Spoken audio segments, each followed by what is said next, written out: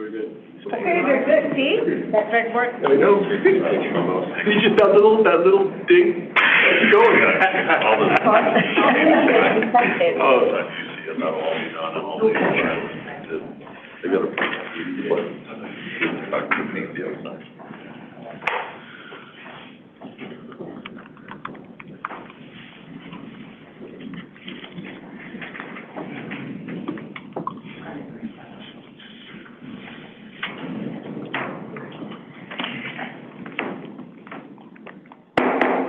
Ladies and gentlemen, we're calling this meeting of the Halton Police Board to order for Thursday, the 28th of August, 2025. Before we get into the meeting, I'd like to read our territorial acknowledgement.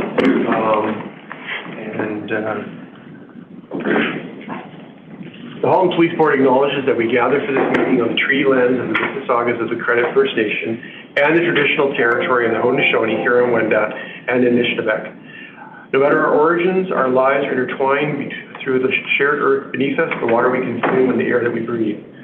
As those responsible for the governance of the security of all who gather on this land, we now call Halton, we are committed to the path of truth and reconciliation in our words and in our actions, and call on those watching this meeting to do the same.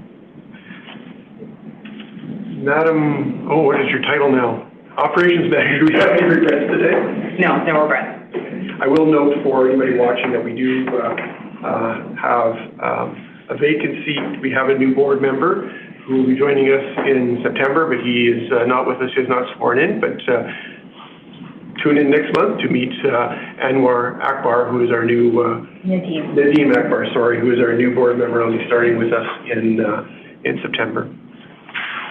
Members of the board, are there any disclosures of pecuniary or conflicts of interest to report today? Not seeing any. You've had your minutes circulated to you for the meeting held on June 26th. As you know, we did not have a July meeting. What is your pleasure with respect to those minutes? Moved by Ingrid to be approved, seconded by Nav. Any comments, questions, errors, or omissions? All in favor? Those are approved. We do have two delegations and presentations this morning. 2.1 is the presentation on recruitment strategy for the provincial recruiting campaign, and 2.2 is a presentation on the Halton Regional local recruitment strategy. I just want to note before we go into those delegation meetings, just a reminder to the team that the board is really quite anxious to get presentations ahead of time. So when you have presentations to be made, if they could be delivered with the report that goes with them at the time of, we'd like to have them before publishing the agenda so the board members can have a chance to review it. So with that, 2.1, the presentation on recruitment strategy of the provincial campaign. Is that a Roger thing? It is, yes. Okay. Well, good morning. So I want to walk you through the provincial recruitment campaign, and then more importantly, we want to dive into some of the things that we're doing locally. As a board, need to have full line of sight in terms of the traction that we're getting from the provincial campaign, but also some great creative pieces that we're doing locally here. So to begin, the provincial recruitment campaign, really the genesis started back in early of 2023. Through my role at the Ontario Association of Chiefs of Police, we were doing some co-advocacy work with police associations in the area of bail reform. And after a very positive interaction and engagement on that topic, we realized that working together, we can achieve more. And we started to align on other issues, one being recruiting. So from that day, we built out a collaborative working group, and our membership grew beyond police associations. We brought in the Ontario Association of Police Services Boards because employers have a very significant voice and role in recruitment for our organizations. We also brought in the other police associations, including Toronto and OPP, and then bringing the Indigenous lens in was very important. So we brought in leaders from IPCO. And we formed the collaborative working group. We began to examine the issue in detail. We accessed over 10 years of provincial recruiting data. We realized that we were all over the map. With 50 police services, we didn't record the same things, we didn't learn from our experiences, and we didn't share information. So that was a really big starting point for us. Beyond that, we began to look at pension data and retirement pieces because people were trying out policing and then leaving, which tells me that we weren't attracting the right potential talent for our organizations. We talked to recruiters from across the province, and then we tapped into generational experts. So understanding Gen Zs and where they are and what they need from public safety opportunities was an important lens for us to consider. Another piece that we went to was the Ontario Police College. So as you know, we have 2,000 recruits going through there, and we didn't have their voice. And so we created, along, Tammy and Sandy joined me in this initiative and leading this provincially. We connected with the Ontario Police College. We created a very robust survey that was de-identified, it was anonymous, and then all of the feedback was aggregated and communicated back to services. We learned about barriers to policing, about user experience, about process inefficiencies, and this really helped drive how we reach an untapped market of people who've never considered policing or thought about it, but then kind of moved on to something else. So again, a lot of key learnings from that regard. At the same time, the ministry, SolGen, understood that we were doing, and they wanted to spark a provincial focus group initiative called Policing Pathways. And they asked me to co-chair that along with the Police Association of Ontario. And for over a year, we engaged with 5 different distinct groups of community members to understand public perception on policing, about recruitment pieces. And again, we learned a ton. And some of the takeaways were that from 2020 to 2023, we saw a 49% decrease in female applicants. We saw an overall decrease of 39% with male and female. And so we began to ask questions, why is this happening? We lost the narrative of what policing is, and we weren't marketing our profession very well. So based upon all the things that we were learning from our small, mid-sized, and large-sized services, the competitive nature of recruiting, we developed a business case, and we presented it ultimately to the SolGen, and then I had to sit down with the Premier and walk him through the strategy of developing a provincial campaign that would benefit every police service in Ontario. We were successful in that regard. Treasury Board gave us significant funding, and then we went to RFP, and we partnered with Earnscliffe Strategies to help guide the campaign. So, our goal ultimately was to enhance user experience, to support those small and mid-sized services that don't have the budget, they don't have recruiting units, they don't have corporate communications teams that can kind of provide some of that creative collateral to attract talent to their organizations. And so that's where we started. So moving on to the project, we, after partnering with Earnscliffe in January of this year, we moved into a 5-phase program. The idea was to launch by July of this year. It was quite aggressive, and we had to navigate a provincial and a federal election. So timing and strategy was key because we were using provincial funding for it. And so you can see from this slide, not that you need to read it, but there was a lot of additional research baked into the first couple months of the program. Continued community engagement, which is an important voice for how we recruit and how we represent this profession. What we learned is that there were 3 untapped target groups. We named them the Potentials, the Pathfinders, and the SAGE. These were people that hadn't considered policing. We already had a number of people that were knocking on the door, but we were trying to reach all 4 corners of the province to understand and how we could commit people to a public safety career, how it could trigger emotion about service and about being a part of their fabric of their community. And that was really the genesis of what we were trying to do for the campaign. We tapped at generational advisors as well. And again, this is such an important piece because a lot of recruiting units are led by Gen X or boomers, and we don't have that perspective. So bringing in people as part of our project team to help guide how we engage and how we engineer creative design was an important element to what we were doing as a campaign. We then, so what Earnscliffe did is they created a number of different creative campaign themes. We then took that back to the community in focus groups. We let them decide what was working and what was landing well. And what we landed on was answer the call. This creative strategy received an overwhelming response because it was like an emotional trigger for being a part of something that it was always in you to give back. And this was something that we heard time and time again landing in all of our focus groups. So in May of this year, we went to video production and photography. The interesting part is, due to some of the financial pieces, we wanted to control assets and funding so that we could maximize the spend on media. So we utilized Halton Police, our location here, a lot of resources to help support the work that was being done on the campaign. And Initially, there was going to be one video, and based upon what we were hearing, we were going to use a male protagonist in the video. But our collaborative working group was very keen on ensuring that you need to see yourself in a profession. And so we were adamant that we have both a male and a female protagonist for the videos. Interestingly, I'll get into some of the metrics later, but the female video is taken off far greater than the male video on a number of different platforms, and that's an important piece to understand.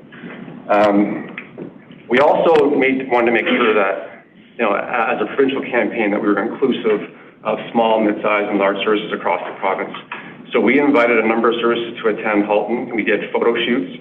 This is just a quick example of a number of different services that attended.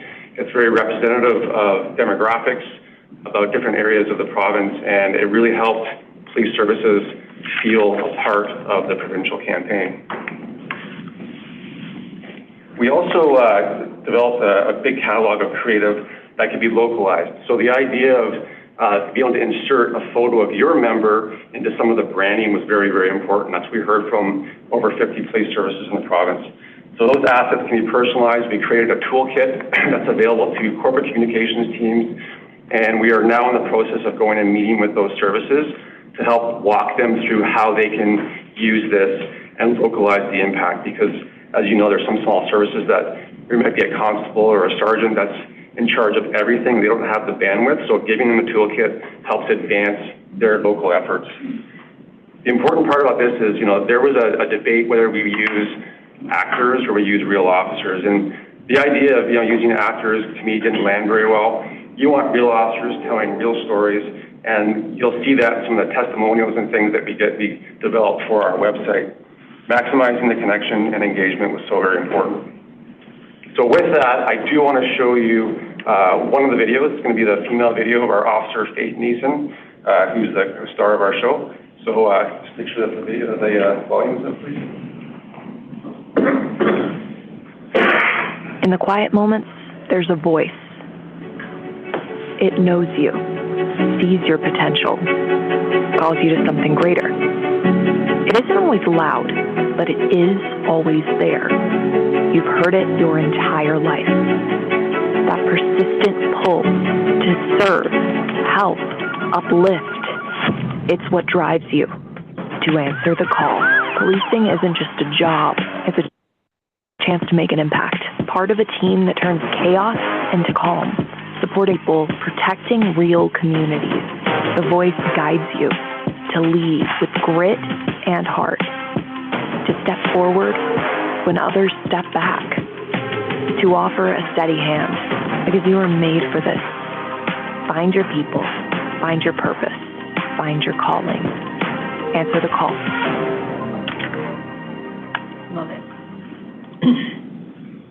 What's interesting is, we spent days filming it and it ends up being like a 45-second reel, and you're like, well, is there more to that? But we built it into a number of other social media pieces, podcasts, and so forth, which I'll get into. But we stuck to our script in terms of the timelines of the project. We launched officially on July 7th with a virtual press conference.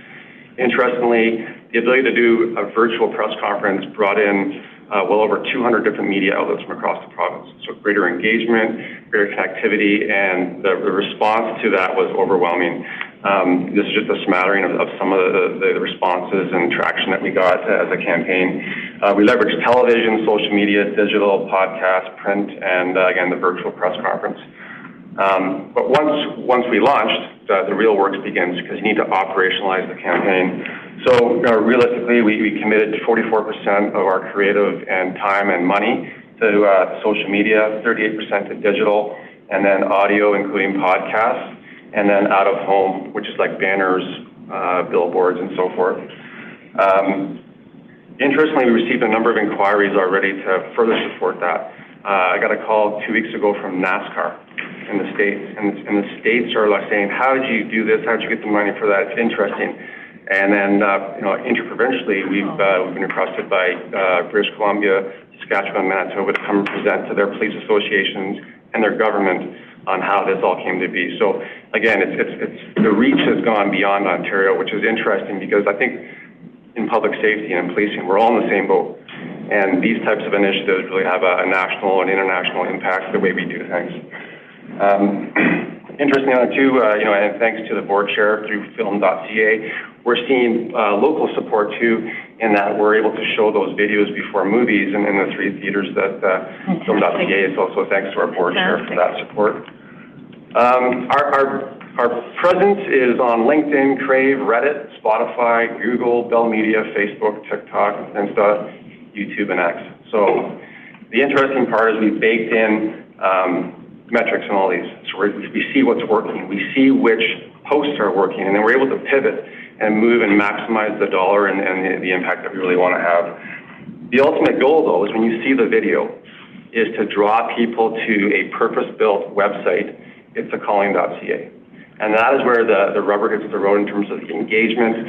It allows you to stream, get information, understand the application process, what policing's about, understand what a small versus a big service can offer you. So, that again, that's the whole genesis of this, is to get people to that website. Our approach really is to inspire people initially with the creative pieces, and then persuade them in understanding what the opportunity is, and then to acquire them into the website, and then to eventually to apply. I'll get into some of the metrics in a bit, but as you know, with ministry and provincial funding, there is a reporting mechanism that's required. So we baked that in, and thanks to Tammy, who does a lot of the heavy lifting in terms of the ministry reporting for the campaign, we're able to align the metrics for the campaign with what we've built into the funding model. And when you're talking millions of dollars, it's an important piece to close the loop, because it does represent our sector when it comes to funding.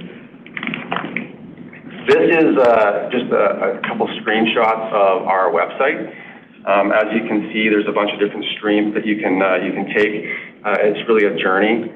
You're going to talk about working in different communities, what the application process looks like. So there's mentorship pieces baked into that, and then an interactive map that shows every police service with links to every police service in Ontario.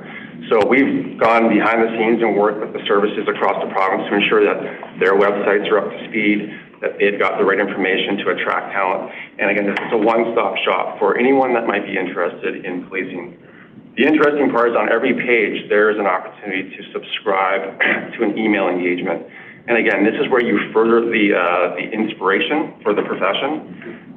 You might get an email from Tammy, you might get one from me, you might get someone from the constable selection system, depending on your inquiry. And it takes about a month to go through all the back and forth. But again, it's a constant way to get in someone's head to say, hey, have you thought about this? Would you like more information about this? And really, there's a bunch of different avenues. And we continue to get great questions from interested parties that we'll answer offline. And so again, increasing the traction in that regard. So as I mentioned, you don't improve what you don't measure. So there is a very robust analytics process built into all this. We examine every click, impression, every platform, and again, we're able to pivot our spend and even pull off of certain platforms if it's not working. We're seeing that the female video works in certain spaces, the male in others. And so we're able to double down and not waste our time or our money in that regard. Inside of 3 weeks, we already had 25 million impressions for the campaign, 70,000 quality engagements on our website, and we've already garnered, in 3 weeks, we garnered 3,000 new applicants for the province. Wow. So we haven't got the August report just yet, but we're hearing that that's even doubled or tripled. So we've already exceeded the 6-month project inside of about a month and a half, and we still have till the end of the year. So we're pretty excited about the traction that it's got thus far. And as we move into the school year, you're going to start seeing our out-of-home pieces across campuses at colleges and universities. That's a huge market for us, and we're excited to kind of extend that next phase beyond digital to see what kind of impact that has. The campaign, as I mentioned, is going to run until the end of the year, but the assets and the creative is something that we own at the Ontario Association of Chiefs of Police. And because we were able to use Halton assets in the video production, we really created a Halton Police campaign effort here that will run in perpetuity and complement the strategy that we have locally. So a lot of good wins. You must know, though, that along the way, we were very mindful that we can't just go off and beat our own drum provincially without having our own Halton Police Recruiting Bureau along for the ride. So a lot of updates and briefings with them, understanding our needs, and then working together to complement what we deliver here in the Halton region was an important piece. So Tammy and I had a lot of conversations for the last 2.5 years with our own team. And as a board, I think it's important to know that the Halton Police have had a significant leadership role provincially to the OACP, and because of the level of professionalism and quality that's put out, even by our own Halton Police assets, we do lead provincially in terms of what we can do for talent acquisition across the province. And the best part is that everything just complements one another. So I think with that, I'll pause there. I can answer questions at the end, but I'm going to turn over to Deputy Mahar just to introduce his recruiting team here and walk you through the Halton Police recruiting strategy. Thanks, Ron. Morning, Mr. Chair and board members. Earlier this year, in the beginning of the year, Sergeant Nakahara, who's going to present to you in a few minutes, took over the role as the sergeant overseeing our recruiting unit.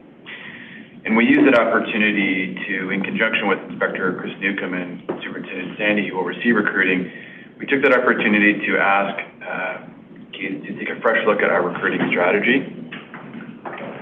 And we felt that the overall landscape in terms of the number and type of applicants we were receiving had changed over the last few years, and that our strategy also had to change to reflect the fact that the recruiting environment in the GTA and policing had become extremely competitive amongst the GTA services.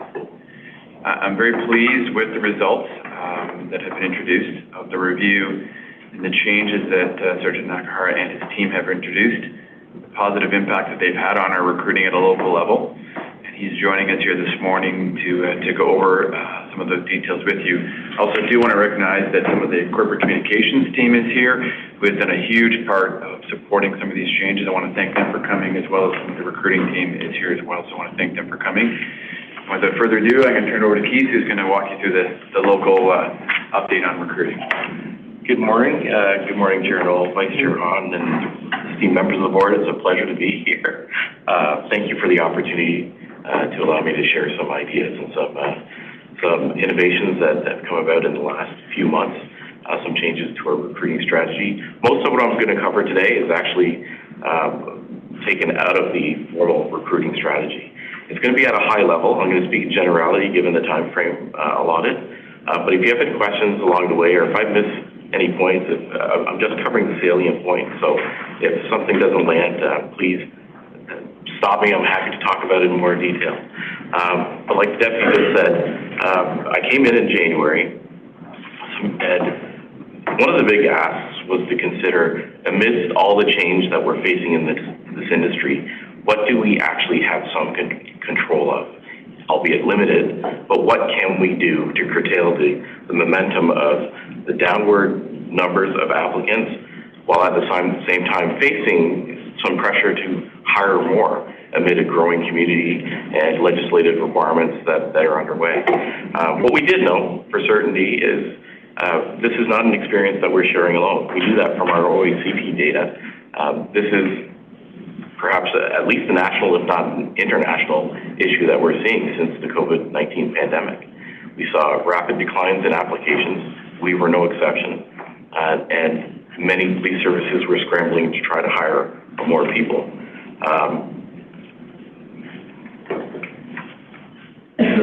But the question that intuitively came to mind was, how can we re-examine our recruiting process? What would it mean to increasing our hiring numbers if our recruiting process wasn't eliminating people at critical points in it?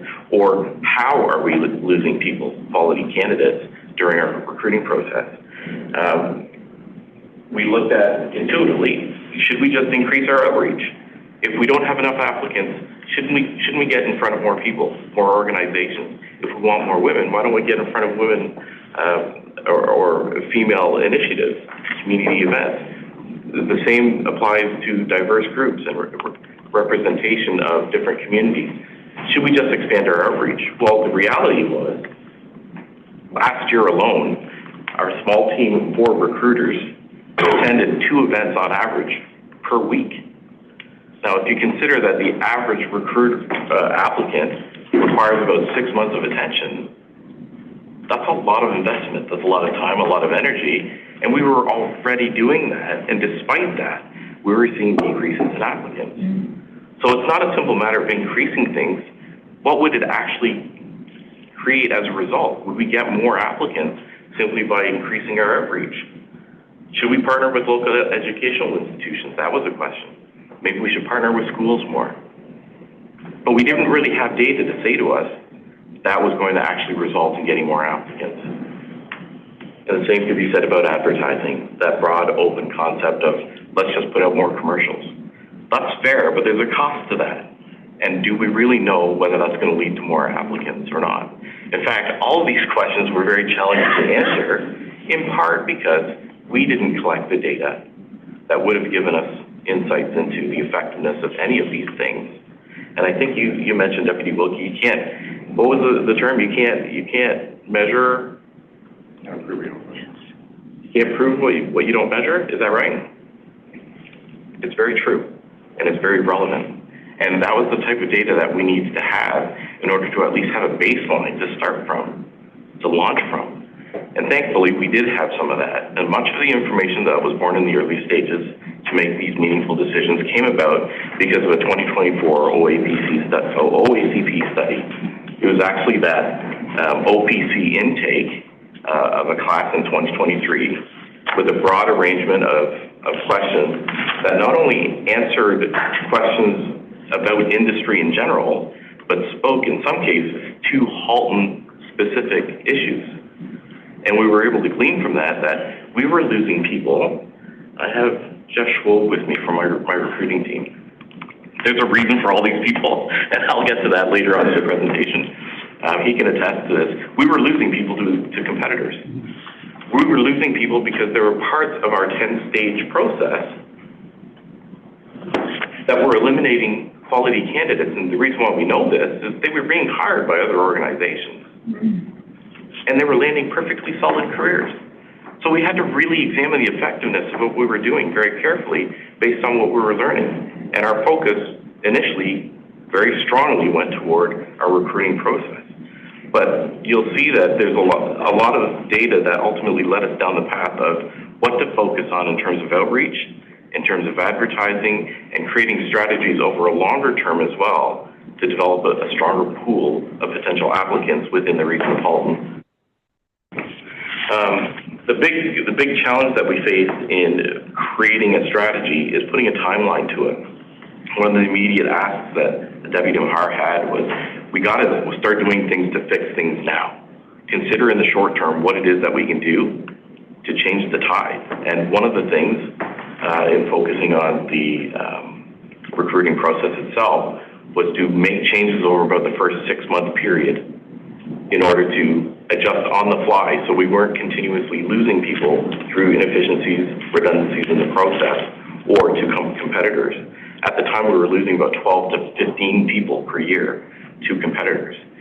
And I say that lovingly, like these are quality people that deserve jobs in policing, but we were losing them nonetheless to other police services. To date, because of changes we've made, we've lost 3. That's a significant change when you're talking about the size of the total pool of 78 people we're striving for this year, right? We also looked at starting to measure things in a meaningful way. Now, the OACP data pointed out that we needed to ask more from the people that we're trying to hire. We need to understand where they're coming from educationally, whether they have employment history that resembles policing. The OACP actually, in that study at OBC, revealed that more than 50% of the people we hire are coming from completely unrelated backgrounds or like education or employment industry. Completely unrelated.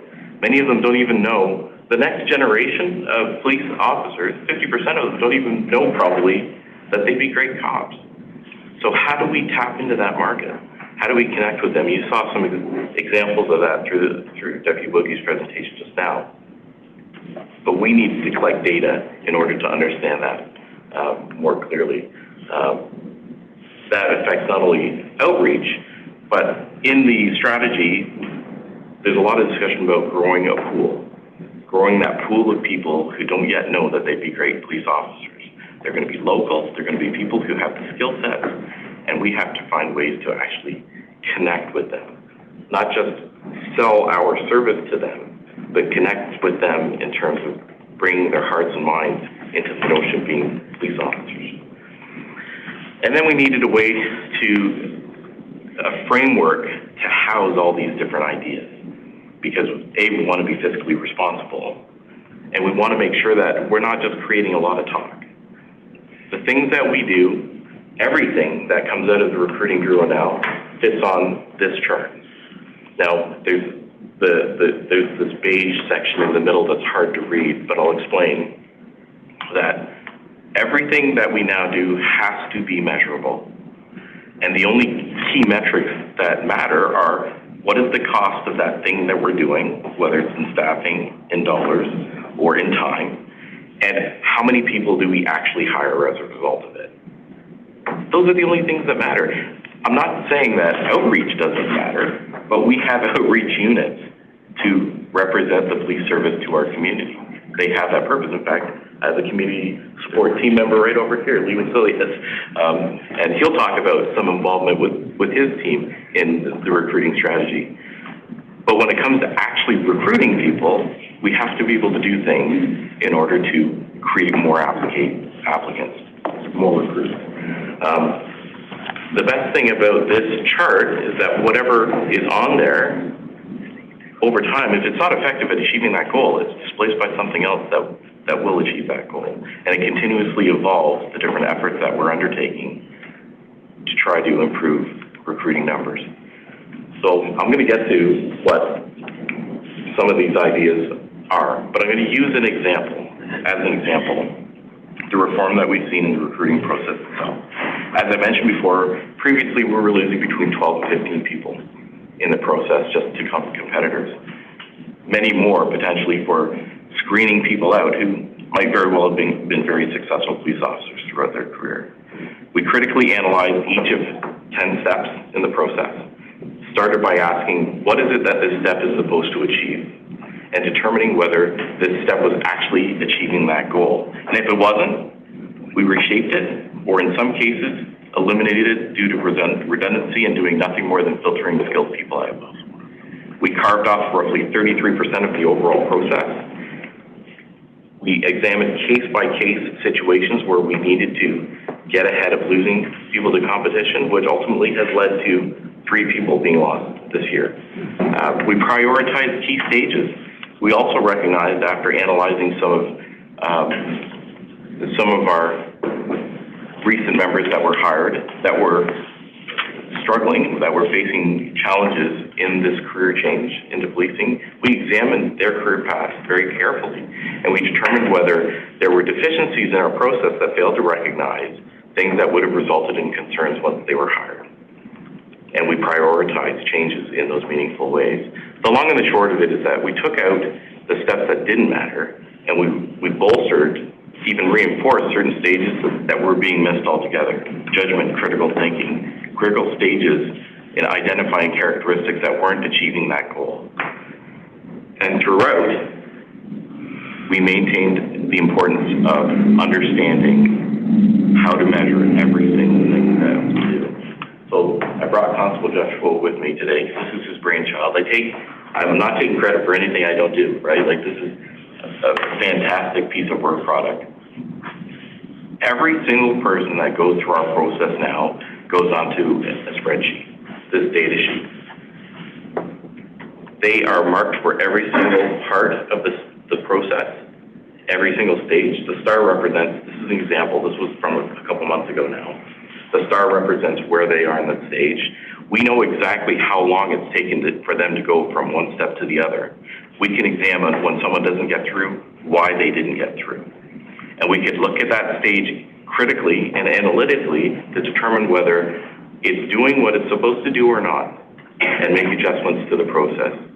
And it's been roughly 6 months. We're going to be somewhere in September where we're going to revise policy to reflect all the changes that we've implemented. But moving forward, these will continue to be measured on an ongoing basis, and the process can continually evolve in order to ensure that we are hiring high-quality candidates, and most importantly, not eliminating high-quality candidates from the process. This representation, by the way, is only the graphic representation for senior and executive leadership to at a glance see what's going on. We have a subset of data that gets really deeply into the weeds in terms of where people are struggling within certain stages like the local focus interview, the central competence interview. This is particularly relevant for that over 50%, according to OACP data, of people who have no background in policing. They're going to struggle with parts of our process that are very unfamiliar to people outside of policing. Because of the methodologies we use, they're very unique to our industry. You can learn that at colleges. Certainly Mohawk has been a fantastic partner. I use that, for example, Centennial. All of the local colleges and universities have been great partners in that regard. But if you don't have familiarity with the process, you are immediately at a disadvantage. And so that's where we've also developed things like mentorship programs as part of the referral program that we have now, which all fits into the concept called growing the pool. That 50% from outside of policing is a group of people that we need to really connect with. These are people who, for most people in the organization, we can recognize outside of policing to say, hey, I know this person. They have the requisite skill sets, the attributes, the qualities to make really great police officers. Why aren't we leveraging that? We have roughly 800 members, sworn members, many others who are civilian, who know this job intuitively, and they know what it takes to be a good officer. And they can see people outside of the policing industry and find ways to attract them to our organization. The key, though, is tapping into that community in a meaningful way. Hence, we've increased emphasis on our referral and mentorship program, not only to help us identify people in those areas, but to connect with them in meaningful ways and provide guidance. Our new data set that we now collect, because data collection is a huge part of the biggest reform that we've experienced, started in roughly February or March of this year. From the data we've collected at the time of application, as well as during information sessions, we know already that roughly 16-17% of the people who apply to us were referred to us. We know roughly 15-16% of the people who applied to us learned about us through social media. 40% learned about us through our website. We need to know this information because we know where to focus our energies, our efforts, and our money, our time, our energy into to try to optimize applications. We're not the experts in all ways, not in recruiting. We have trained and knowledgeable experts right here, and you're going to see some of their work product in a few seconds. But they're people who have education, have training, have expertise in knowing how to tap into specific markets, and we're leveraging that. We've been using corporate communications work product, well, since last year, really. But you're going to see some of that in just a few seconds. Oh, I'll go back for 1 second here. Specifically in terms of the extension of some of the work that's being done by the OACP, you just saw an ad that was targeting women in policing to try to attract that audience to policing. You're going to see examples of what we've been working on in a very similar light. Corporate communications has been working very hard to try to take the data that we've been using, identify key target audiences out in the community, and try to connect with their hearts and minds. Not to sell our service in the process of getting them to apply, but relate to them the importance of taking the things that inspire them to work and making the connection to policing, and even one step further to the Hull Regional Police Service. And hopefully you'll get a sense of that by watching this video.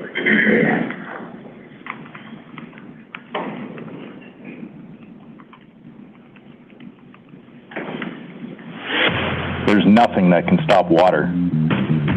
With time, it'll always find a way to push through. It's a force of nature that has the power to change life itself. Just like you.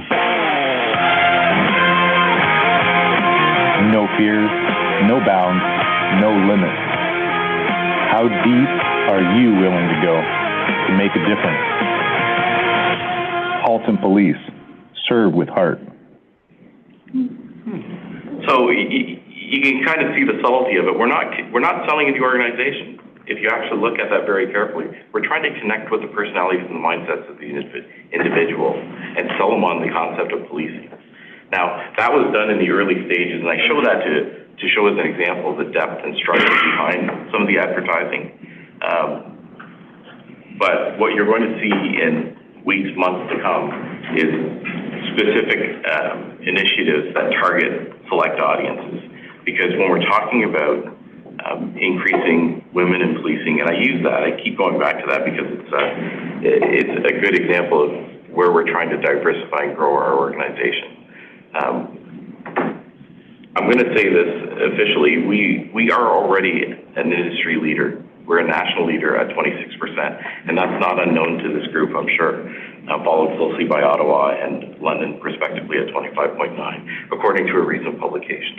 I'm not tooting our own horn, but we have always focused on the importance of representation because it's critically important to be the community that we serve. But some of the changes in recent years have led us to focus a great deal more on ensuring that we continue along the right path. 51% of the Halton community is female. We're not there yet. We're working on it. We need information and intelligence to tell us the best ways to connect with those audiences and then to pull them into this field. A lot of the initiatives that we have moving forward are generational initiatives. We call that growing the pool. We recognize that diverse representation, for example, is as much a social issue as it is a recruiting issue. It's hard to convince certain groups, certain communities to even consider policing. In order to become entrenched in that mindset, we have to look at generations, young people in particular, who aren't intuitively drawn to policing. And that is why I brought Lee with me today, because he has innovated a fantastic program, largely supported by recruiting as well, where he's attracting young minds who have those requisite skill sets at an early age, bringing it into a program partnered with Sheridan College, where there's a mentorship, community involvement, and police activity involvement along the way. Our cadet program will be interwoven into that. And if they follow a path of success and become cadets, they're paying it forward. They become mentors in that very same program, and it's years in the making. But you're creating that generational interest within marginalized communities who would never have considered policing in the first place. So I know I've really skimmed along the surface, but there has been a short-term approach. We have midstream approaches and long-term changes that are anticipated as well that'll go beyond 2025, 2026. The results of it, there's no clear way to say any one thing is going to produce the favorable results we're looking for in terms of hires. But this week, we are sending the largest intake in Halton Regional Police history with 31 people in a single intake. We started the year with 9. So that's a pretty dramatic increase. We'd like to see some longevity, some momentum shift, and go in the right direction moving forward. We're not through the woods yet, but we can see the end. And we have intelligence-led information to help guide us along the way. The OACP content that you just saw, I know corporate communications will be working with a lot of that to create very select targeting campaigns as well moving forward. So with that, I yield the floor if you have any questions. Thank you, Sergeant. I think we have one question to start with. Go ahead. Thank you, Mr. Chair. Thank you for the wonderful presentations to the both of you. Really impressed with the campaigns. And I'm very, very happy that, they are turning out to be very successful, especially the one with the female officer. You're telling me that did better than the others. That's a hopeful sign. Having said that, I'm a mother of 2 children who are 21 and 19, and they are struggling to find good, stable jobs. And that is something I hear from all of their friends, my friends who have children that age.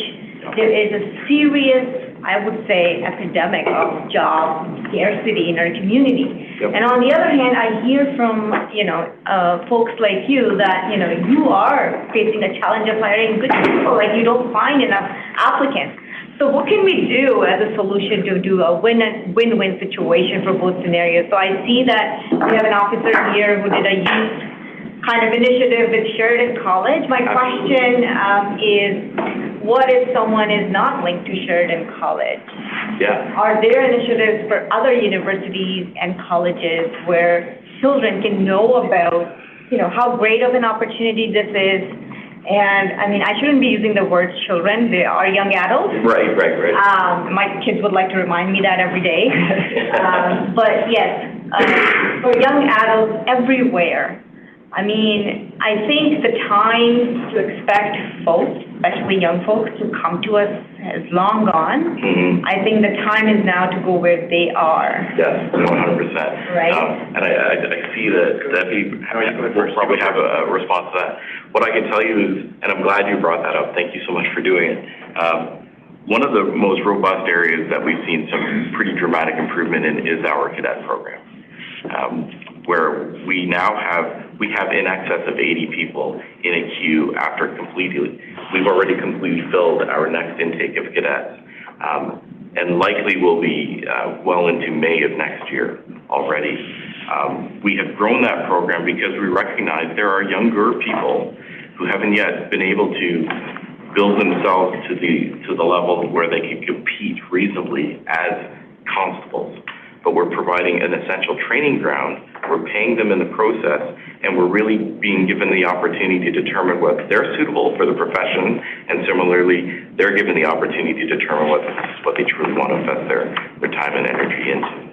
Yeah. The OACP's campaign really speaks to this calling, and I think it's very critical to distinguish those who are coming to policing because they truly feel like this is what they are.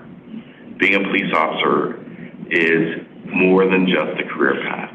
It draws on a part of who they are fundamentally and says, you are the person that people turn to build a safer community.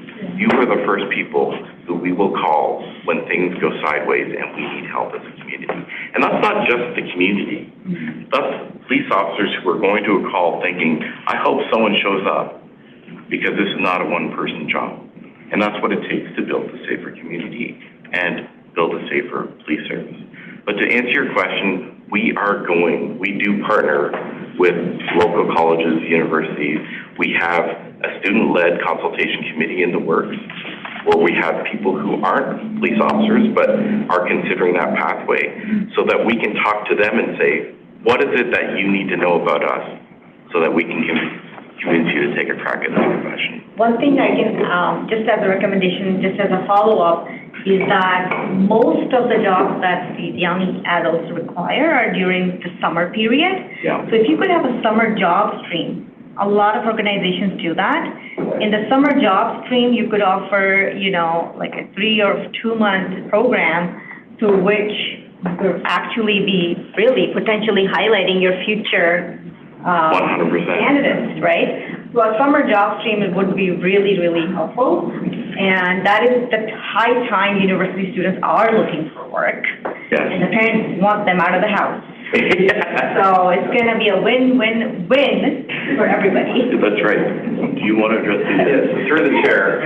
I was going to mention some of this in the operational updates, but it's the perfect segue to mention it now. So we did run 3 programs this summer, concurrently, all 3 of which addressed the exact question you mentioned. The first was MyCamp. It was a program that we ran 2 two-week sessions here. These were targeting the youth between the 8th grade, 7 and 9. And so part of that program, I won't get into all the specifics of the program, it's meant to build confidence, self-esteem, but also certainly one of the intents of that program is to build future interest in policing as a career. The Youth in Policing Initiative, known as YIPI, is another one of our programs we ran this summer. These were 10 youths between the ages of 14 and 18. And they were employed with us all. Some of these were paid jobs for the summer. And they also focused on leadership, team building, personal and professional growth. I met with that group on a number of occasions, as did some of the deputies and the chief. a great group of young people. I have no doubt from meeting them that they're future members of this police service on either the civilian or sworn side. And then the last piece is our summer student program that our human resources team ran this summer. And this program is in its third year of inception. It's a very sought after opportunity for post-secondary students. 17 summer students were hired, and each of them completed 4-month placements in a wide variety of roles: human resources, policy, IT, facilities, fleet, community services. We also met with that group, the chief, myself, some of the deputies. I have no doubt some of those are future members of our service, both on the sworn side and the civilian side. So all 4 of those programs collectively are those opportunities. I know budget, we are impacted by budget, but at least we are doing some work in that vein to give those exactly that. Not only give them gainful summer employment, but also hopefully create future interest in the service as well. Thank you. I just quickly want to say that those are great, that we already are doing this, but I think we would do well to increase the spots available. I think we will have a lot of success in that, and making sure that we reach out to young folks where they are. I really think, and also you mentioned the budget. The federal government has a summer job grant. Yeah, some of these were funded through grants. Some of them were from our own budget. We have actually, there's a bullet point in all 3 of these that says future growth for 2026 projected. Perfect. Thank you. Thanks, Mayor. Ingrid. Thank you, Mr. Chair. Thank you for the presentation. It's a bit of information overload, I must say, to try and absorb all the good work that's been done. And to the chair's point earlier, it would have been very helpful to see this in advance so we could formulate better constructed questions. But be that as it may, it's a very impressive program that we see for the province. And I think the way I interpret it is you're looking at converting passive candidates into active candidates, because you're addressing a niche where they're not quite sure what they want to do with their life. And one of the things that every organization wrestles with when it comes to recruitment, the applicant gets very frustrated when the process takes too long. The applicant will be looking, especially with 25 million impressions in 8 weeks, so it's an impression, it's not an application. But as you roll the tape forward, as the people actually apply, and I'm sure we are very good at that, it is critical that a response goes to that individual quickly. And if there isn't something immediate, there has to be some indication of what's going to happen down the road. Most organizations will lose good people because of the slowness or ineffectiveness of the response. Yeah, I mentioned. So I'm sure you have that in hand. Yeah, and that was exactly what was mentioned in a lot of the findings in that survey at OBC. And that's what led to a lot of the change in the process, not only to shorten it, but to keep people informed along the line. We are recognizing exactly where we're losing people when we do lose them. And we are, case by case, finding ways to try to avoid them from leaving this program. And the first thing the applicant will say, if Halton isn't interested in me, I know another organization will be. Absolutely, absolutely. And then the other part that I wanted to raise, if I may, Mr. Chair, is jump forward to item number 3.4, the quarterly human resources summary. I have mentioned this before. When I look at the turnover, we seem to have had more turnover in Q2 than what we have had in previous quarters. We have lost 10 in Q2 uniform. And one of the things we've discussed here before, and perhaps we need to revisit it, my question is always, who are the 10? What is their tenure? And what is the reason for their decision to leave Halton? Are they individuals who have been only hired a couple of years? Are they constables? Are they people with a longer tenure? Why are they leaving? I'm sure you do your exit interviews. Through the chair, so just recently, in conjunction with the changes we're cruising, we've also changed our approach to attrition, other than retirement, obviously. And we have engaged our new People, Culture, and Wellness unit to assume the responsibility of exit interviews.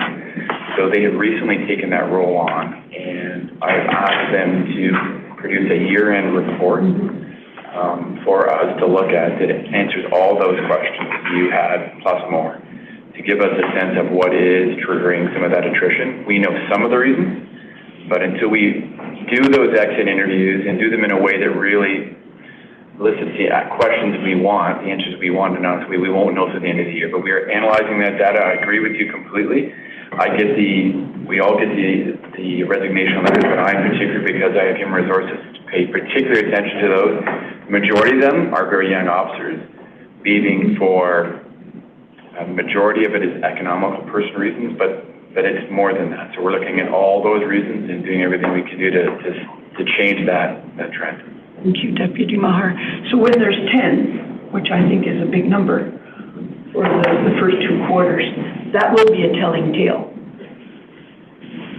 We are also looking at where our People, Culture, and Wellness unit is also going to start doing something called stay interviews in conjunction with exit interviews, something new that a lot of organizations are doing. So not only are we focusing on who's leaving, we're also going to start talking to people who are staying and asking, what is it that's keeping you here? What is making you stay home? What are those key things? And we're going to make sure we reinforce those as reasons to stay. And programs, initiatives. Thank you, Deputy Maher. And one other thing, maybe for the future,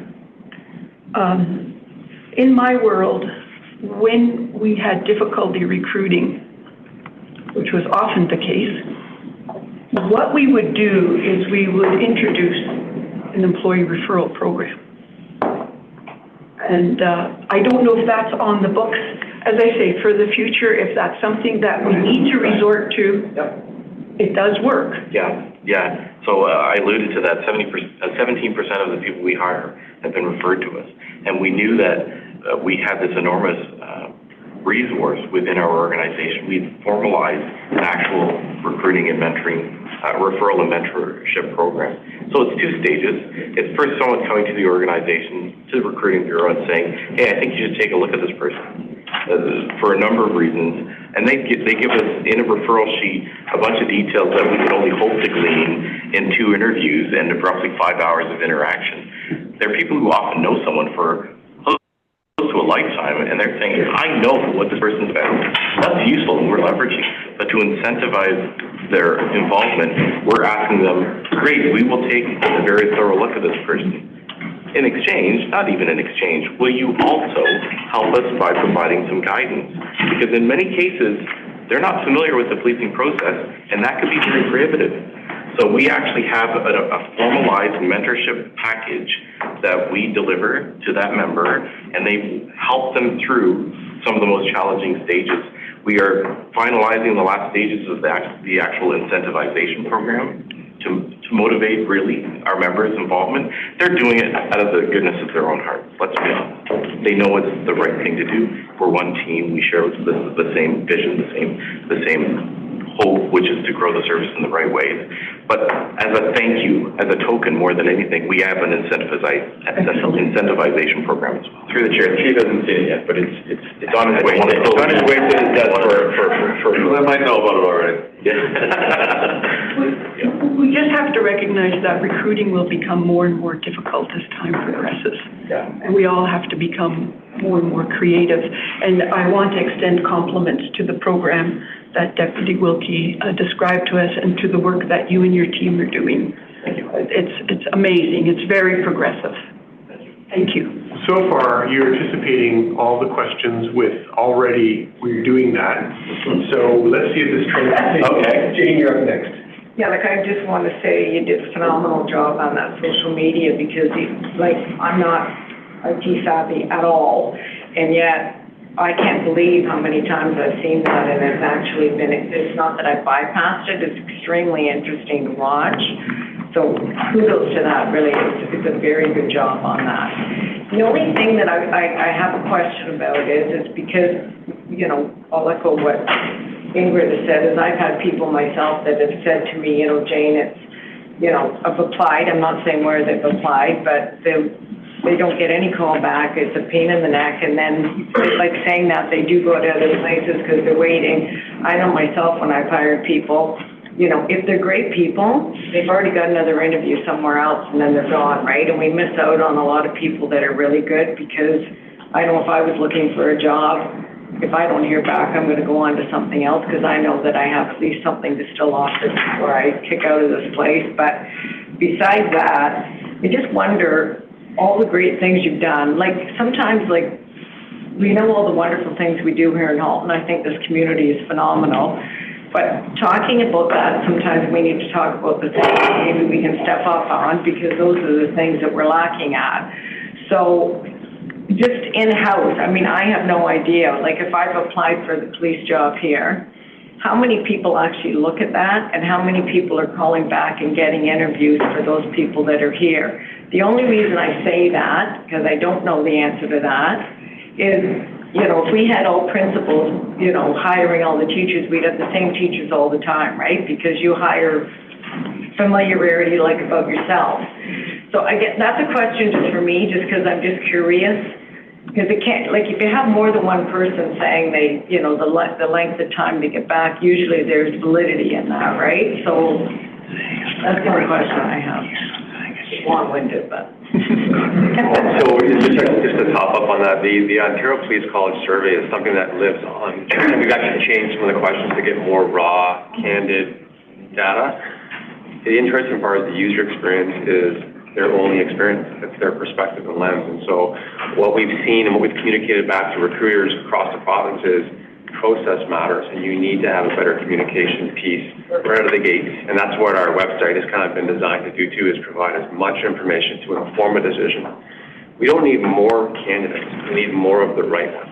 Right. And the whole idea is to walk people through a path of what this really is versus making it too sexy and not enough of what reality of what public safety service is. And when you find that fit, you want to be part of something that's bigger than you and you have the right kind of mindset, we get quality to the door and they stay. To answer the operational end of what you're asking, every single applicant that sends a package to us through our website more than anything immediately receives a response by email and by text. Now, we will receive more than 20 today. More than half of those applicants will have some sort of missing material, and so they will launch a series of correspondences in order to meet that void. But from the moment that application is made to the moment they're essentially signed, used to be over 6 months long. That whole process now is under 4 months. And this ask has been, just so you know, it's not senior leadership or executive leadership. I had this request almost from day one. Start calling people back right away. We are trying to do that. In many cases, it's no answer at the end of the phone, and that's why we've gone to text. We are looking at ways to innovate that. We have one administration person in our office of 4 recruiters. We are trying to keep pace with that. But we have focused a great deal of our energy in that early assessment, to Deputy Wilkie's point, to identify what indicators might be there to suggest this is a quality candidate, and go very aggressively at ensuring we don't lose them because we're not responding quickly enough. That is a big area of improvement that we continue to work on for sure.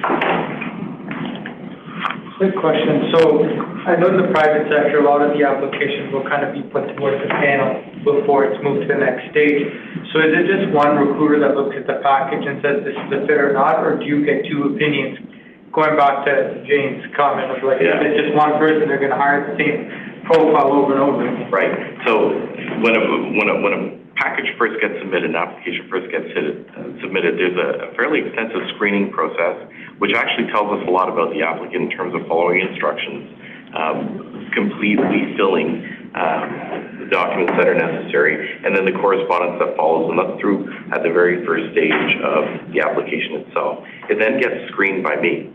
I look at every single applicant that comes through, and I ensure that the right documents have been set and that certain criteria has been met. And what I mean by that is there's a legal criteria where they have to have maintained or achieved high school education, for example. So there are strict criteria that we have no flexibility on. And then that goes to the first screening investigator.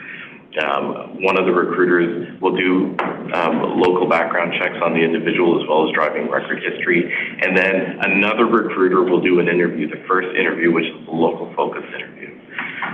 Two different recruiters will then do a second interview. By the time someone gets through the process, that person has literally touched the hands or eyes of every single recruiter. And in all cases, myself and the administrator, everybody sees every single applicant that comes through. And that's to try to provide as much of an objective opinion of the quality standards of that recruit as possible.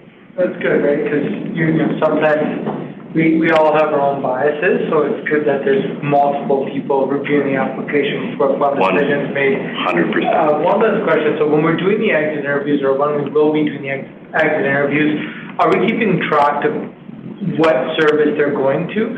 So, you know, that way we can research on, you know, what is that service doing that they're, you know, let's say, for example, all 8 of the 10 go to 1. Then we can build on, like, what the issues are. And then second is, I know the board had put in this draft plan, putting in an employee survey. So wanted to know, like, with that, do you feel that that will give us feedback to kind of maybe prevent some of these things from happening? So through the chair, we are tracking where what services, if they're leaving for another service, yes, we are tracking that and what trends that might indicate. As for the survey, that could be included in some of the questioning. I think our people culture and wellness unit would like to help and be part of that process when we get to that stage. It's something that I had flagged for future conversations because they are doing a number of initiatives that tie into culture and some of the things that I'm sure the survey is going to want to dive into. Thank you. Thanks, Dan. Chief. And I just wanted to top up some of those comments. I know, anecdotally, looking at some of the people that are exiting on a higher level, we should have a period of time where a number were going to the provincial service, the OPP. A lot of that is driven by cost of living. And the fact is that police officers across Ontario or across Canada basically make the same wage. As much as there's all the negotiations that go on, it's within a couple $1,000s. And you can buy a house for a third of the cost of our very expensive region here. We just lost an officer a couple of weeks ago. Had a great career going, loved it here. Family ties in British Columbia and moving to BC and joining the RCMP. We've had a couple that have left to services bordering us, but we've hired more from those services. So it is a bit of a factor where there's a real mobility, like first-class constables or second-class constables even, are probably among the most mobile professions right now if they want to go, because we're all trying to deal with the recruiting issues that we have, and others have worse recruiting issues, or haven't addressed them the same way as Keith and his team. So we're all looking at experienced officers as well. So, and then we have some officers, and recently a young officer member or two that just decided policing was not the profession for them. One was around hours of work and 12-hour night shifts. One had experienced a very tragic situation and just decided this is not how they want to spend their life. And then we have to really admire those people for those decisions as well. They spent a lot of time getting into the profession, realized it wasn't for them in the long run. And as a service, we're also better if people do realize that, rather than hanging on for the next 28 or 30 years. So every time I see a resignation, I'm asking the deputies and different people what they know about the particular situation, and that gives me a lot more comfort. I think we're always going to lose people because of economic reasons, and we'll have people that our recruiting team and we're also looking at some experienced officers joining the service in the fall, which the board will approve as members before they're appointed. And so thanks again, Keith. Yeah, and there is a heightened frictional turnover. We're seeing a lot of people come from metro areas like Toronto. Cost of living is a driving factor. Commute to work is a driving factor. We have to remember that people are behind these numbers. These are people who are trying to find easier ways to live on a day-to-day basis, and location has a lot to play into that. We also want to ensure that it's well known, well recognized that the recruiting process is human-based. Determining whether a person is suitable or not is a human subjective. There's no way to remove subjectivity if it's human-based. One thing the recruiting process is not is a crystal ball. There's no way we can foresee some of the circumstances that ultimately lead to some people not spending 32 or more years in this organization. What we have done in recognition of that is enhance the cadet program, because we recognize there's a higher probability under certain circumstances where we can test trial people out more effectively. And in addition to that, we've responded with a much more effective way of measuring success of officers once they're hired through an enhanced recruiting and training program. And that's largely led by the Training Bureau. You'll see that materialize over the next intake, really, of recruits. But there's a much more measured approach to try to be on top of how they're developing throughout their career. We're keeping an eye on whether it's suitable from both sides that they continue along this pathway. I have a couple questions. Lisa, did you have anything? No. First of all, easy one. Can we get a copy of the slide deck? There's a lot of information that's slipped by, both the provincial and the local slide decks. It'd be very useful to get that. If you could pass them on to Jessica, she can circulate them.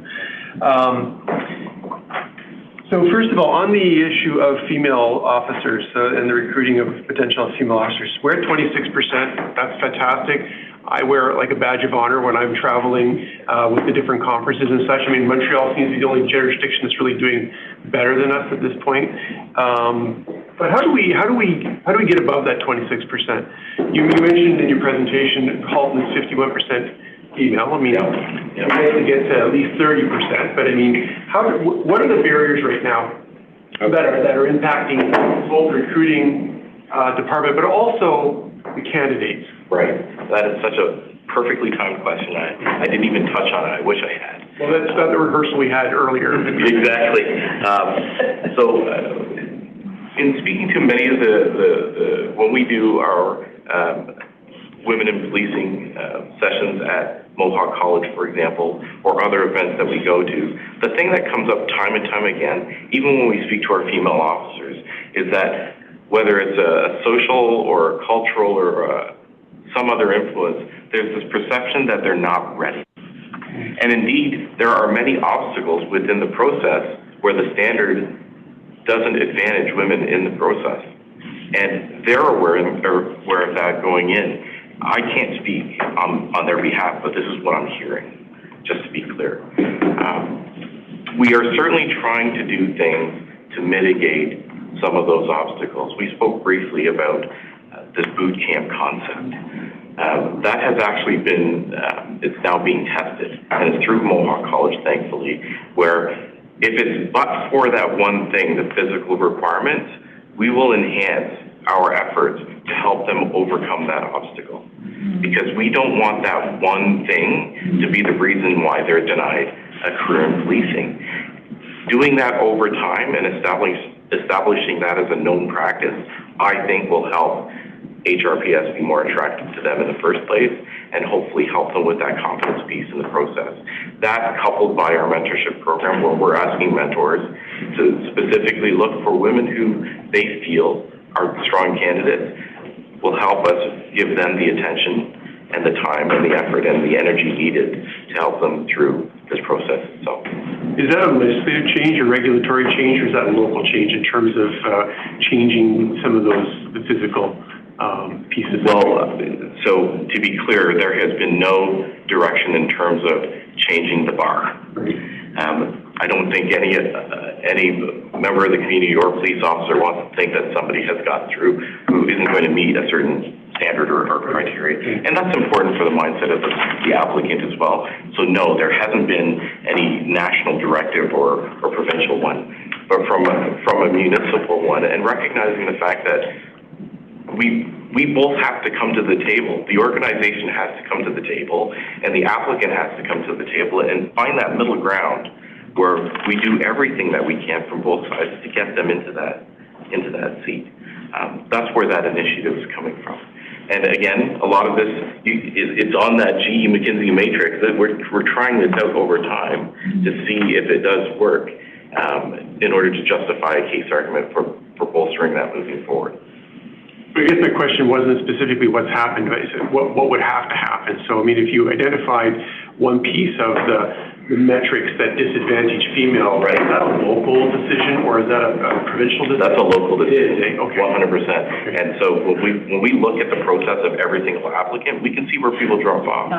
We can revise that process and we can augment it with, for example, the boot camp came from that exact process. We saw too many people being eliminated at a certain stage. So we're bolstering that right now. We're test trialing it to see if it helps. That's excellent.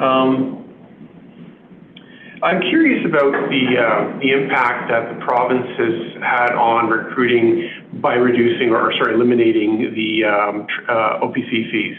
Has that because it doesn't look like it's really moved the bar when you looked at that chart that Roger put up earlier in terms of, that was the local chart. I guess that was your chart.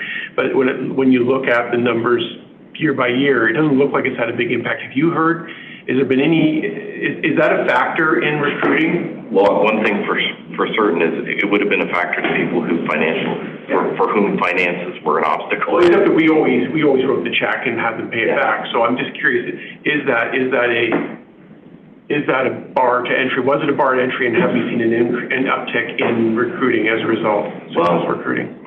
I mean, what I'm saying is somewhat theoretical. And I'm only basing it on what we're seeing from an applications perspective. We do see a lot of applicants who, when you examine their means from a starting standpoint, would have been challenged by the cost. It would have been cost prohibitive. I'm not going to name a name, but there was one gentleman who was incredibly successful in the process. He's an officer now. Came from very challenging circumstances. Born of a mother who was 15, I think. Grew up in a very challenging neighborhood and achieved success through perseverance and resilience, and has become, and in every way demonstrated being an upstanding citizen. What would have been prohibitive is the cost.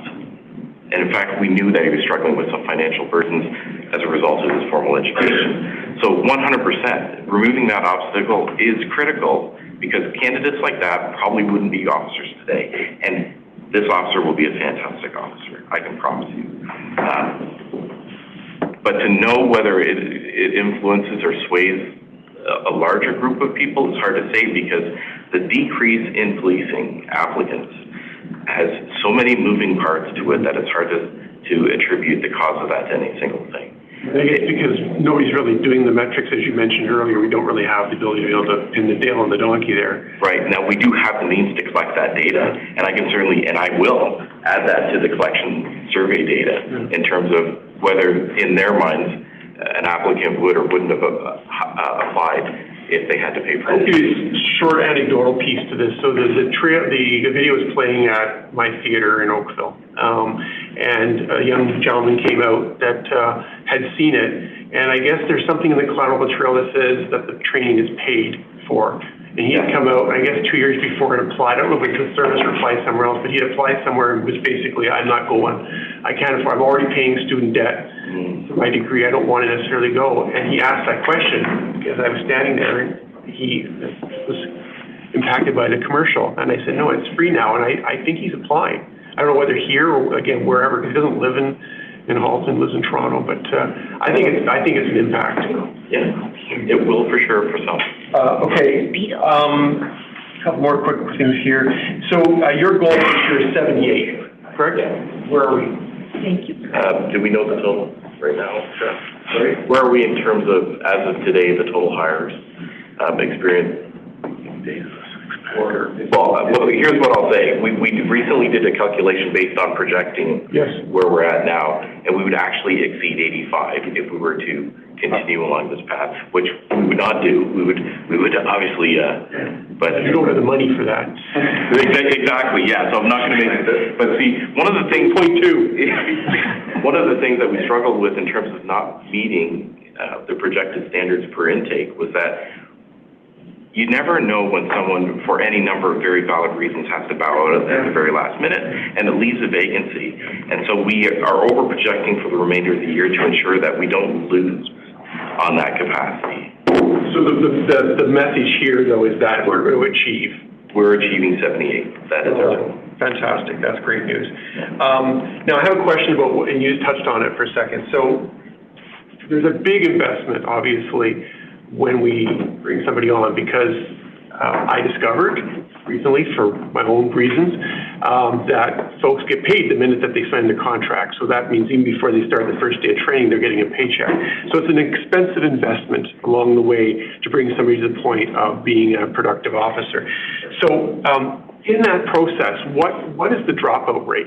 So anywhere along that way, whether, as you mentioned before, they choose that this isn't a career for me, they can't live up to the physical rigor, whatever the case is there a demonstrable percentage of failure that you can put your finger on? No, it's exceedingly rare circumstances in which, for example, we actually had, for this recent intake, 33 people who were going to go.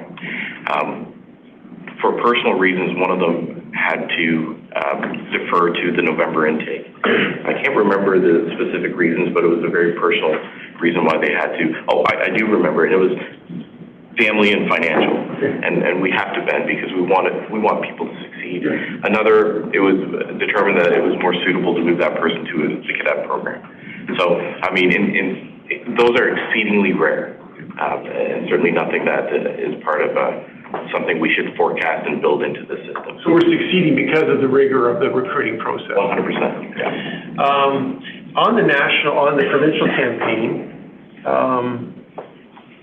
here.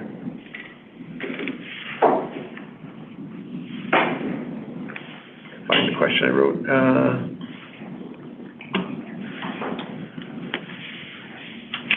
I thought I wrote it down. Just such a long time between the presentation and now. I'll get to Roger later on if I can recall what the question was. I think that's it. I just want to say thank you. That was great. I'm going to go back to the board and see if there's any further questions. Yeah, I personally noticed the changes for the reasons that you're aware of. My son's going through the process in terms of the recruiting process. I think some of the changes that have occurred under your leadership have been very positive. Okay. I think certainly the timing piece is important because I certainly know of a number of young officers that we probably would have lost if you had did there too long because all those other service initiatives out there every moment trying to grab our people. And so, I mean, I think that's a really important piece in and of itself. We love you, Nish. But well done. Thank you for the report. We look forward to hearing more of the successes. And to the recruiting team, thank you for the work that you do. We know you put your heart and soul into it. We really appreciate the effort that you make to make sure that we get the finest possible candidates through the gate and into our community. So thank you, everybody. Can I get a motion to receive this presentation, please? Thank you, Samira. Thank you, Jane. All in favor? That's carried.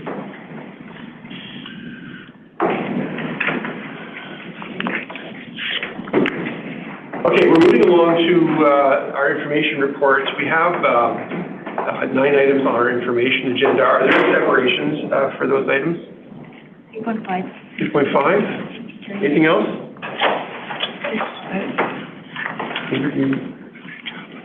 3.5. Okay. I'm not seeing anything else? Okay, can I get a motion to approve 3.1, which is the capital projects program status? 3.2, semi-annual complaints statistical report. 3.3, the Freedom of Information Summary IPC annual report. 3.4, the quarterly human resources summary. I think it's human resources summary. It is about humans. It is about humans, that's true. And there are more than one of them here. There's about 1,100 from what I understand. Number 3.6, the reserve status report. 3.7, purchasing activity report. 3.8, the semi-annual board governance expenditure report. And 3.9, the board community fund report as of June 30th. To the members of the public who are watching, it's not that we're not paying attention to those items. These do not require action. They're simply information reports. The board members have read them thoroughly, and they have this opportunity to ask additional questions. So we just want you to know that we're taking all of those seriously. Can I get that motion, please? I think I got it already, didn't I? Jessica?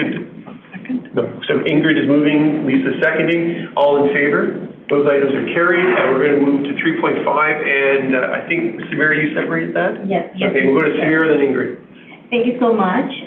My question is on page 20 of the report, and it is P2508I02. That is the name of the report. My question is about overtime and part-time comments. And the projected unfavorable variance is related mainly to increasing overtime required to meet uniform staffing levels. And I know we've been talking about the recruitment thing. I'm trying to understand this unfavorable projection. When you talk about to meet uniform staffing levels, what does that mean for someone who doesn't understand, let's say, our police lingo? What does that mean? So there's a lot of factors that go into this. One is, I would say, we are always over budget when it comes to overtime. But that's in part, or for the most part, that's planned. We do not budget for what we think will be the actual overtime budget each year, because we know we absorb that, and we usually absorb that, and then additional funds because of our gap hiring. And because of the fact that we hire people 4 times a year and we have vacancies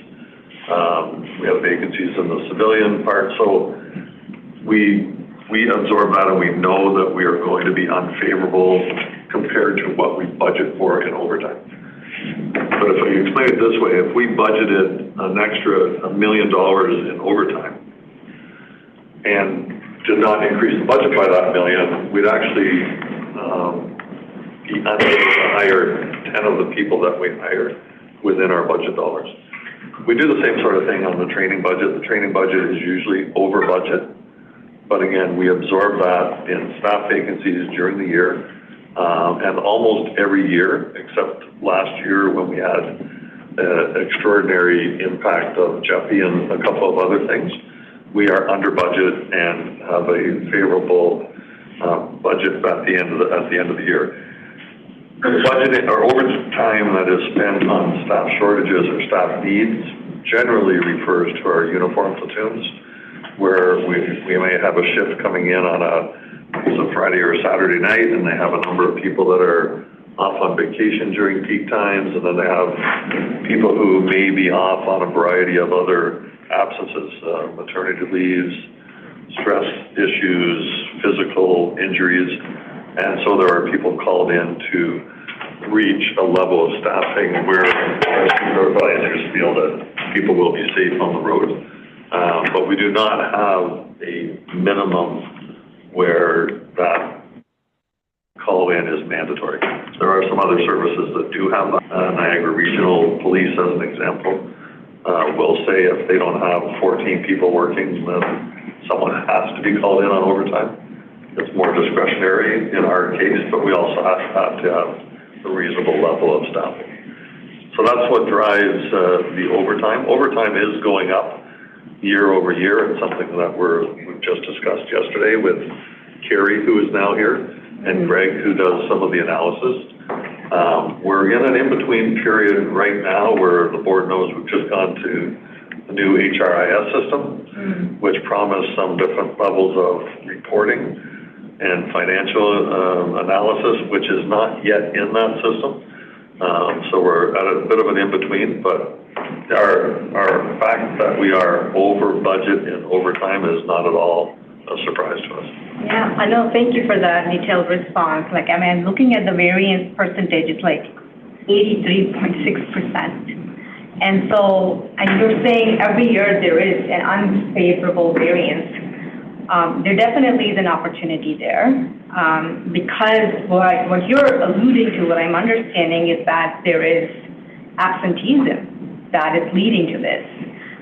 What can we do internally to bridge this gap, wherein perhaps a policy change perhaps is required, where there is a certain threshold that is crossed of absent uniformed officers, there's a mechanism in place that can then be employed on an ad hoc basis where we can bridge this gap so that every officer that covers is able to. The overtime is, is reasonable, or there is, I don't know, and I would say a group of officers who have previously registered to be able to cover those officers who are not able to be there, something like that. But I do feel there is some financial opportunities there, budgetary opportunities. But just wanted to highlight that, especially for our new CFO to look at. And certainly, just adding on to that, I mean, our People Wellness and Culture Unit and our Human Resource people now with a new team in place there as well are looking at different ways of ensuring that people are brought back to work sooner than they might have been. But we also have different issues in policing to deal with. One of them is presumptive PTSD legislation, which was brought in by the province, several years ago now. So we do have absences, very legitimate absences in many, many cases of what officers have dealt with. So it's sometimes, as we've talked about as an executive team, sometimes overtime, even though it's high, is less expensive than hiring enough people to make up for those positions 7 days a week and 24 hours.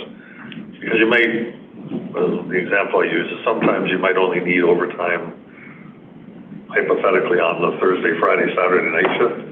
If you hired enough people to be there on every shift, Thursday and Friday and Saturday, it would cost more than the overtime at time and a half. So there are some savings from overtime. There are some efficiencies in overtime.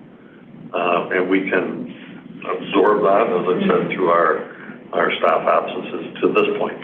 But it is something we also have to look at our own chief's directives internally and how we manage overtime or how we manage time off. And I think it's become a policing fact that once you are granted time off, you're generally allowed to have that time off. But there are different types of time off. Vacation is like priority number one, that if you get your vacation approved, chances are you're not going to be asked to come back to work. Same with statutory holiday time usually. Crew time that our 12-hour shift workers have is a little less of a priority. But I think there's a hesitancy on the personal side to say, in Samira, you can have Saturday night off for that wedding that you need to go to, but we're short and we're canceling your time and bringing you back. So there are some internal things that we are continuing to look at. But in the meantime, we do budget this way purposely because it maximizes how many people we are able to hire within the budget allowed by regional council. Thank you. Thank you for that detailed response. I know that this is something the education department also struggles with their teachers also being absent a lot of times. And I understand, I'm not trying to come off as a heartless individual who doesn't care for people who are off on legitimate reasons, but definitely looking at it from a budget point of view, we know the community is struggling budget-wise, all of us. There are some efficiencies to be found there. So if there are any, let's look at them. Absolutely. Yeah. Yes, thank you, Mr. Chair. As the chair pointed out, we do read these documents very carefully. And I just wanted to point out that $90,000 is a big sum of money.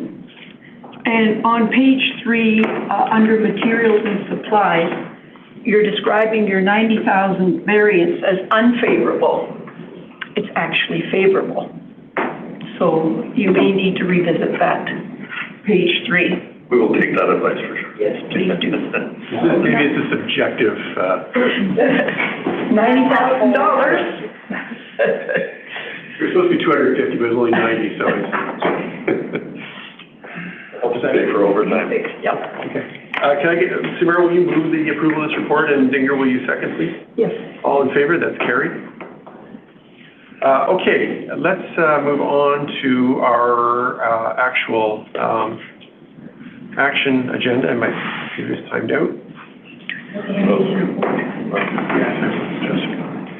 So we have, before we do that, however, no, let's do this first, let's go quickly, and then we'll do the other. Okay, Jessica, you have the floor on the 2026 board meeting schedule.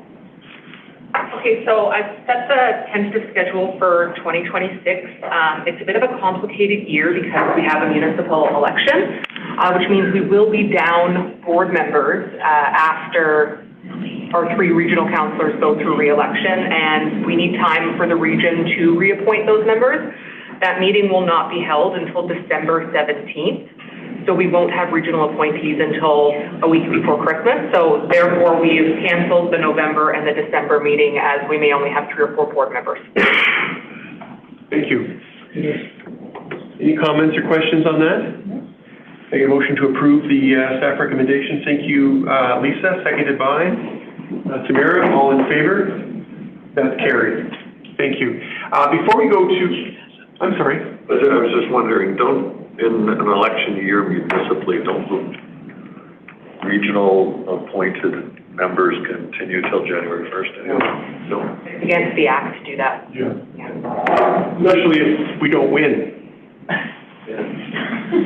Because the new council, or the old council, they turn into pumpkins on November 30th. Yes, we do. Yeah. The only one who can actually extend, would be the citizen appointee, so Ingrid. Yeah. And that's what happened with Ingrid last time. Because council hadn't dealt with it, she remained on, and then eventually was successful. For some persuasion. Through the persuasion. It should be quorum then, right? Because there's 3 provincial appointees in Ingrid, so in case there's any urgent matters that need to get approved, or just pilot, we should have a contingency plan, so that way the executive team can get approvals before the board collapses. Yeah. No, we won't be here, but other provincial appointees should be here by then. Yeah. Theoretically, because they sometimes take a while. And that's the danger, right? That's always the danger with the way that Dave Tilley can plug his ears on this, but with the way that Solgen and the province does the appointments, there can sometimes be a fairly big gap. So if you get to December, you may lose quorum because if that provincial appointee that expires before that. We have December expiry and February expiry, so I think 6 months should be enough for the we hope, right? We hope that's the point, though. Yeah. So there's no guarantee that you even have quorum in December. So it's something we should probably at some point write to the Solicitor General on, and how they put us in a bad position sometimes by not following up on these appointments quickly enough, because we've had this in every aspect. It's not just here, and it's everywhere, right? So I really think they need to get more on top of it, particularly for smaller boards that don't have the ability to absorb the gapping in time. But yeah, you're right though. I've lived in that world myself. Yeah, many times. Yeah. Okay, so that's approved. So we're going to move to operational verbal updates. But before we do that, I just wanted to ask Jeff Hill to help me with something for a second. I neglected to introduce our new team member formally at the beginning of the meeting, and I apologize for that. So I'm going to actually ask Jeff if you can formally introduce our new CFO. Very happily, our new CFO, Carrie, sitting in the front row here. We were lucky enough to steal her from a neighbor. Carrie comes with a massive amount of experience, especially on the regional budget side. So she, as was pointed out earlier, she brings an interesting perspective that's not policing. It's sitting sometimes on the other side, listening to police services pitch their budget. So she has that interesting perspective that she can see both sides of where we need to go. So she's got 2 weeks in so far, or not quite 2 weeks in, but she's got to visit the region. She's been out meeting people. The other part of her is she already knows a lot of people here already, so I've learned because of her past experience with Halton Region. She already has a lot of contacts. They're going to be very beneficial for us and her. And I am very, very happy that I don't have to sign purchase agreements anymore. So I'm super excited that Carrie is here. But it kept you busy. Welcome, Carrie, to the team. The board is very enthusiastic about your appointment. We look forward to working with you. It's going to be a great fit, I know for sure. So, welcome. Thank you. Operation verbal updates, gentlemen.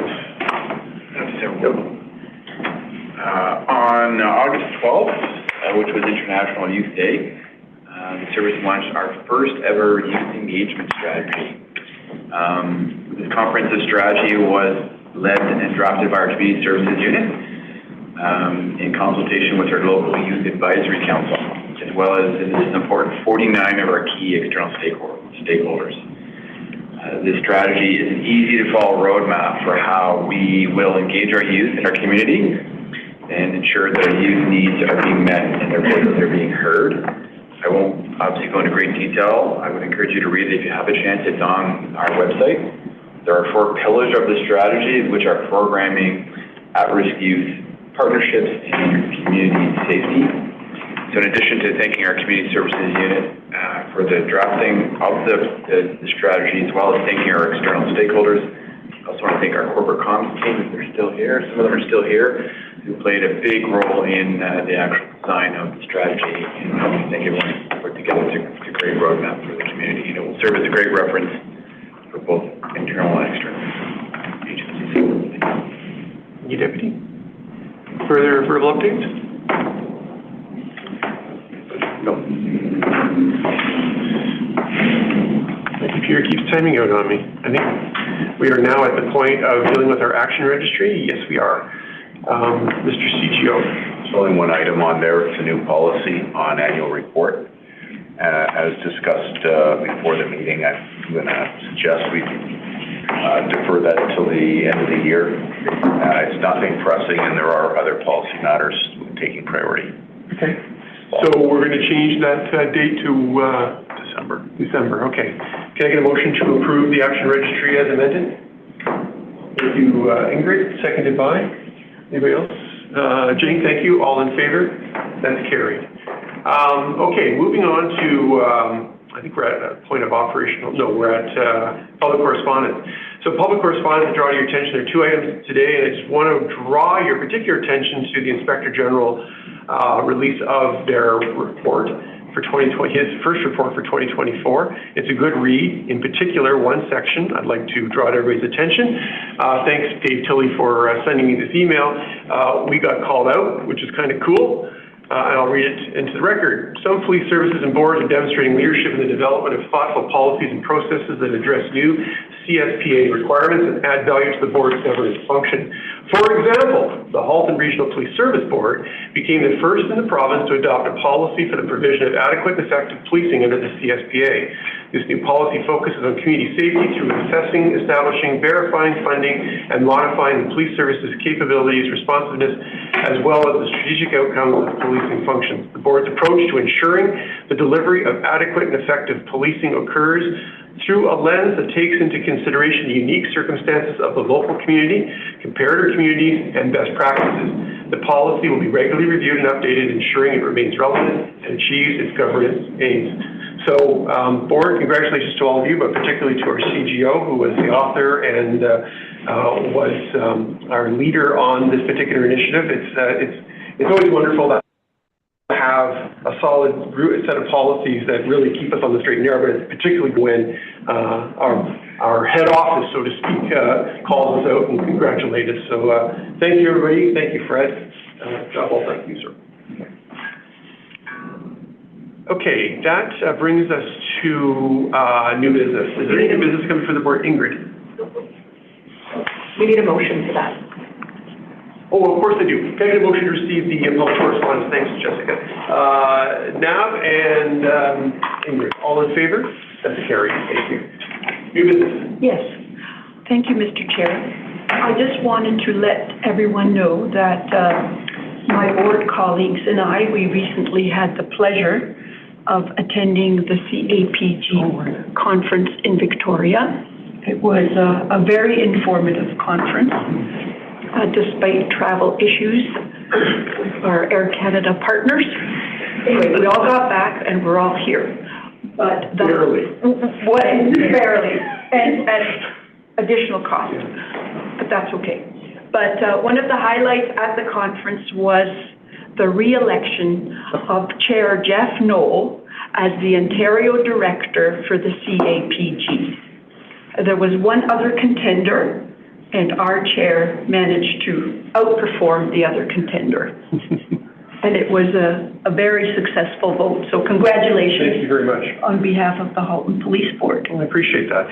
It was great to be returned to that position. We've made some great strides at CAPG in terms of making the association more relevant, as well as more responsive to the needs of our members across the country.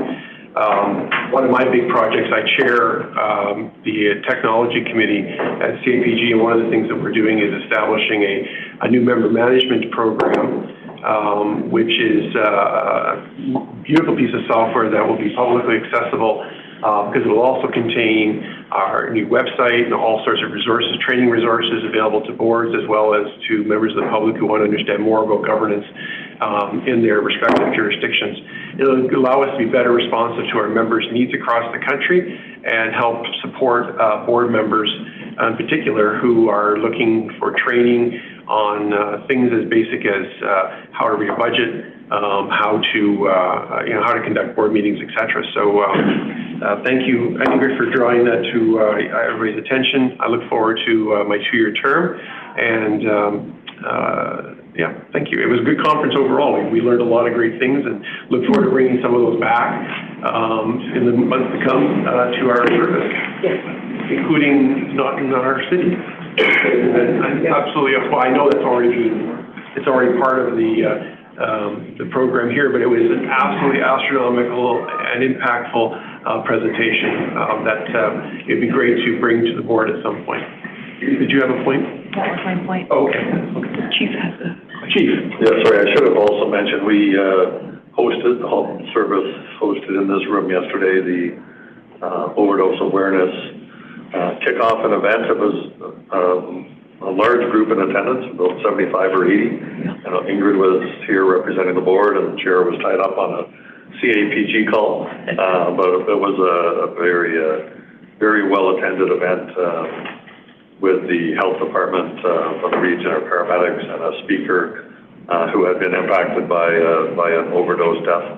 And that's why you'll see the purple flag flying outside of the headquarters. And other than that, the CACP was, we had a lot more intelligence on the planned strike, so we planned our conference at Victoria a week ahead. So we are all back in time before it happened. Those investments in intelligence pay off. Okay, members of the board, it's time to move into a session closed to the public.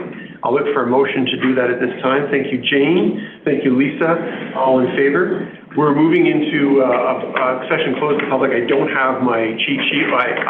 No, I do have my cheat sheet. I am going to stall for a moment and glance knowingly around. There we go.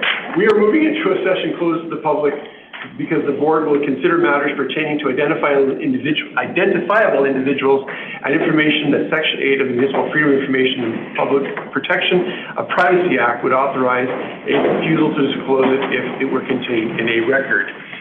So that's the motion. All in favor?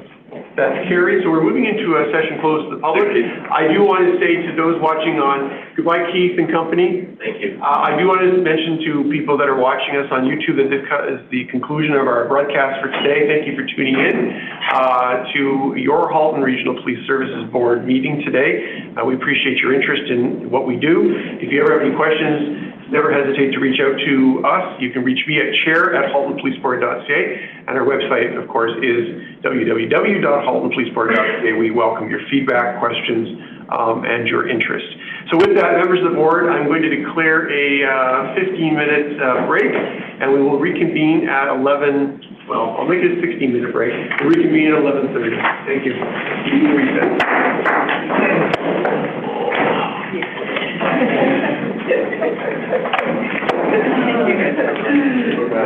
All my notes.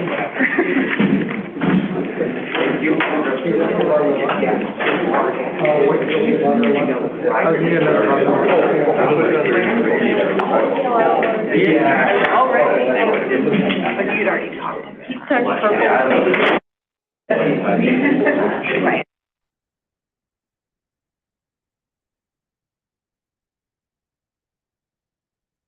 purple.